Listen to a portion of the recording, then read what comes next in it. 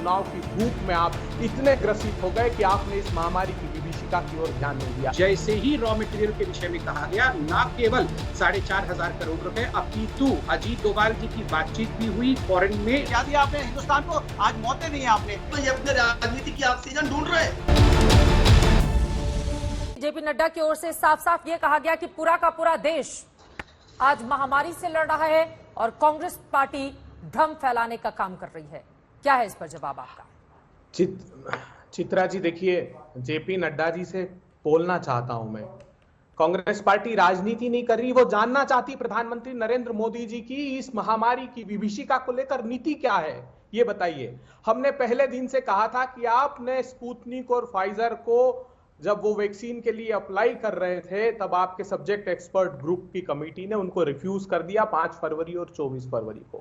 प्रधानमंत्री जी, आपसे ये देश जानना चाहता है कि जब सीरम इंस्टीट्यूट ऑफ इंडिया फरवरी में आपको चिट्ठी लिख रहे थे कि अमेरिका ने डिफेंस प्रोडक्शन एक्ट 1955 के तहत सामग्रियां भेजना बंद कर दी और हमारा वैक्सीनेशन बनाने का कार्यक्रम बहुत प्रभावित हो रहा है, आपने वो चिट्ठी कूड़ेदान में डाल दी। प्रधानमंत्री जी, हम ये जानना चाहते हैं कि उन 5 राज्यों के चुनाव की भूख में आप इतने ग्रसित हो कि आपने इस महामारी की विभीषिका की ओर ध्यान नहीं दिया। जब बाकी कंपनियों ने, सीरम इंस्टीट्यूट ऑफ इंडिया और भारत बायोटेक ने कहा कि हमारे को रैंप अप करना है, हमारे को इंफ्रास्ट्रक्चर की आवश्यकता है और रॉ मटेरियल हमें फॉरेन से चाहिए, तो उस चिट्ठी को कूड़ेदान में फेंक दिया गया और कोई जवाब नहीं दिया गया। बहुत गलत। आपको याद होगा, जैसे ही रॉ मटेरियल के विषय में कहा गया, न केवल 4,500 करोड़ रुपए, अपितु अजीत डोभाल जी की बातचीत भी हुई फॉरेन में, अमेरिका में खास करके, और उसके बाद रॉ मटेरियल मुहैया कराया गया, नंबर 1। और नंबर 2, दूसरी बात इन्होंने कहा, अब जिसमें भ्रम फैलाया गया कि ऑक्सीजन एक्सपोर्ट कर दिया जब हमारे पास ऑक्सीजन की कमी थी। ये खुद सरकार ने भी और आपके चैनल इत्यादि ने भी, और मनी कंट्रोल जिसने इस खबर को पहली बार छापा था, उसने भी उस न्यूज को टेक डाउन किया, क्योंकि उन्होंने कहा कि इंडस्ट्रियल ऑक्सीजन का एक बहुत थोड़ा सा हिस्सा भेजा था, 1 दिन का प्रोडक्शन भेजा था, कोई भी लिक्विड मेडिकल ऑक्सीजन नहीं भेजा था। सरकार को आईना दिखाना जरूर होता है कि सरकार आपकी चित्रा जी, ठीक नहीं है, आपकी पॉलिसी ठीक नहीं है, आप देश को कहां ले जाना चाहते हो। देश को आप 5 ट्रिलियन इकोनॉमी की बात करते हो, लेकिन काम क्या कर रहे हो आप देश को बोलते हैं हम आएंगे तो बुलेट ट्रेन देंगे। क्या दिया आपने हिंदुस्तान को? आज मौतें नहीं है आपने। कोरोना करके चुनाव करा के, कभी उत्तर प्रदेश में पंचायत का चुनाव करा के अपने यहाँ कोरोना गांव तक पहुंचा दिया, और दूसरे स्टेटों में चुनाव करा के आपने हर स्टेटों में कोरोना फैला दिया। तो मैं आपसे पूछना चाहता हूं,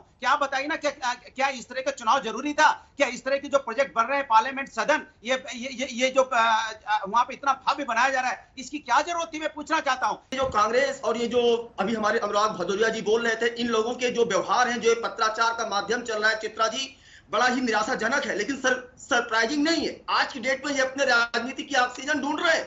आप देखिए जरा, बार बार विस्टा प्रोजेक्ट की बात कर रहे हैं, और इनको कांग्रेस की छत्तीसगढ़ सरकार द्वारा नए विधानसभा परिसर का निर्माण नहीं दिख रहा।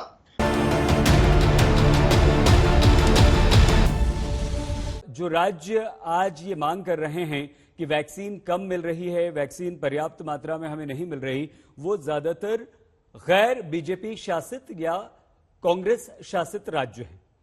आज का आंकड़ा बता दूं तो मैं, महाराष्ट्र के अंदर आज के दिन भी 8.5 लाख टीके उपलब्ध हैं। 30 अप्रैल को दिल्ली प्रदेश के मुख्यमंत्री श्री अरविंद केजरीवाल जी ने कहा था मेरे पास 4.5 लाख टीके हैं। पिछले हफ्ते उप मुख्यमंत्री मनीष सिसोदिया जी ने कहा कि केंद्र से हमारे को 3.5 लाख टीके और आए हैं। मैं ये जरूर बताना चाहती हूँ, पर ये सर्वविदित है, आंकड़े जो होते हैं वो इंटरप्रिटेशन के लिए बाध्य नहीं होते। आंकड़े सीधे सपाट होते हैं, ना वो सच को झुठला सकते हैं, ना वो झूठ को सच सिद्ध कर सकते हैं।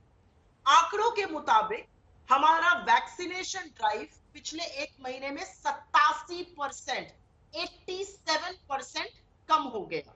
आंकड़ों के मुताबिक हमारे यहाँ पहली डोज अभी 13 करोड़ 54 लाख लोगों को लगी है, और दूसरी डोज मात्र 3 करोड़ 72 लाख लोगों को लगी।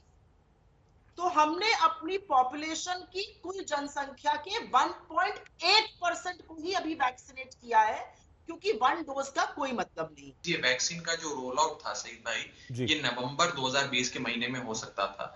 न जाने क्या ब्यूरोक्रेटिक डिलेज रहे, जिसके चलते जनवरी के आखिरी हफ्ते में और फरवरी के पहले हफ्ते में वैक्सीन मार्केट में आई। नंबर 1।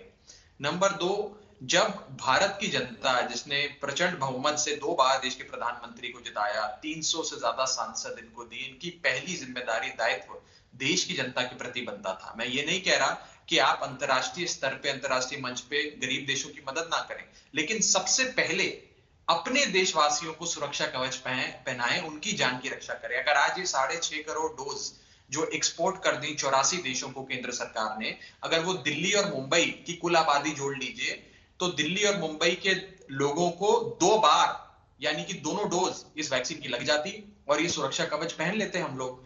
जब से गवर्नमेंट ने अपनी पॉलिसी रिवाइज की है तब से कोई भी प्राइवेट एजेंसी जाकर के खरीदारी कर सकती है, ये बात राघव जी ने भी कही, इसमें कोई डाउट नहीं है। समस्या क्या है कि ये जो कयास आपको नजर आ रहा है, इसी का नाम महामारी है। जब भी महामारी होती है तो इसी तरह से क्राइसिस होती है रिसोर्स की, और लोग एक दूसरे पे आक्षेप जड़ते हैं।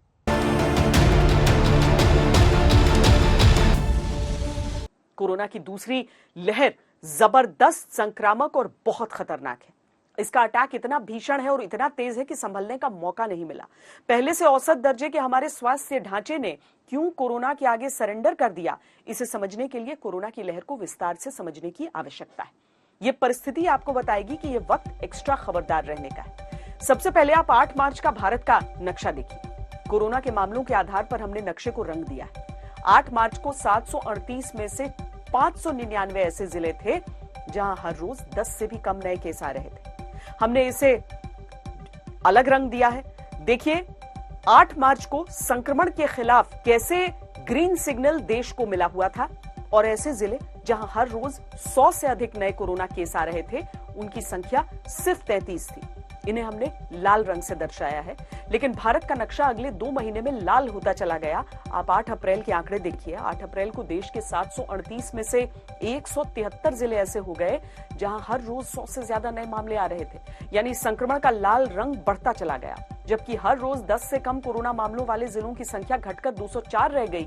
अब 9 मई का आंकड़ा देखिए। 735 में से 501 जिले ऐसे हो गए जहां हर रोज 100 से ज्यादा नए मामले आ रहे हैं, जबकि हर रोज 10 नए केस वाले जिलों की संख्या सिर्फ 75 रह गई। कोरोना से बुरी तरह प्रभावित देश का 9 मई का ये नक्शा देखिए।